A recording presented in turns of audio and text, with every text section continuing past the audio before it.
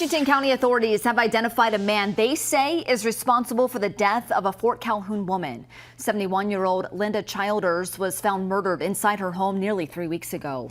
The sheriff's office is seeking an arrest warrant in this case for a man who is currently being held in a Texas jail on other charges. Our Laura Sample joins us live with the details now. Hey, Laura. Hi, Jacqueline. Authorities say that the suspect and the victim did not appear to know each other at all, and that this was a random crime of opportunity motivated by money.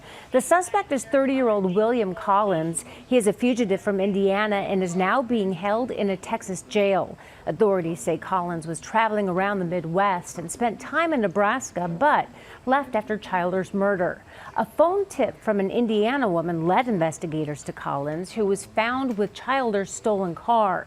The Washington County Sheriff wouldn't give me many more details, but earlier said investigators were following up on leads that Childers, who co-owned Harold's Bar in Omaha, hosted a going-away party the Saturday before she was found murdered. Investigators were looking for anyone who might have seen her leaving the party. The sheriff says Childers' murder hits close to home.